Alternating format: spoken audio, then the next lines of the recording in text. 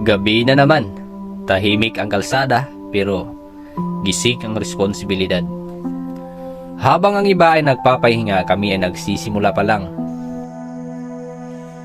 Ito ang oras na konti ang tao pero mabigat ang desisyon. Isang gabi na naman bilang pulis, hindi sigurado kung ano ang haharapin pero sigurado kung ano ang tungkulin. Night shift duty. So yan guys, good evening. So time check tayo is 12 AM. Let's go. Kapi ang kaibigan at antok ang kalaban. Sa bawat ikot ng gulong ng patrol, may mata kaming bukas sa bawat sulok. May mga ilaw na patay, may mga aninong gumagalaw. Hindi lahat ng tahimik ay ligtas at hindi lahat ng gulo ay maingay. Sa radyo, may tumatawag. On board mobile patrol with body number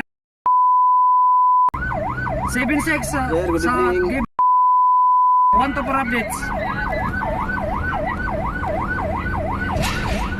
Sa kalsada, may nagmamasid. Sa loob ng dibdib, may kaba. Pero, hindi pwedeng ipakita. Isang tawag lang pwedeng magbago ang takbo ng gabi. Away sa mag-asawa, aksidente sa kalsada, o krimeng bigla na lang sumusulpot sa dilim. Sa bawat rumisponde, bit-bit namin ang batas. Hindi galit, hindi paghuhusga, kailangan malinaw ang isip. Kahit magulo ang sitwasyon kasi sa isang maling galaw, buhay ay pwedeng mawawala. So guys, so good morning. Time check is 2:30 in the morning. So namukaw na ang mga manok. Habang nagrurunda kami, naiisip namin ang pamilya namin. Hindi nila alam kung anong oras kami uuwi. O uuwi pa ba sa oras?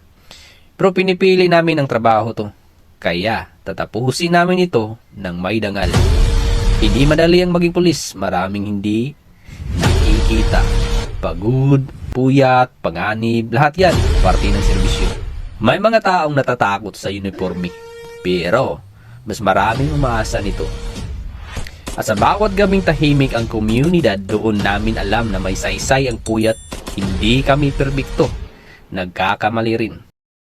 Sa isang panayam kay Interior Secretary John Vic Remulla, kinumpirma nito ang 75 na pulis na nasugatan. Araw-araw naming pinipiling bumabangon para maglilingkod. Hindi para sa papuri, hindi para sa kamera, kundi para sa tungkulin.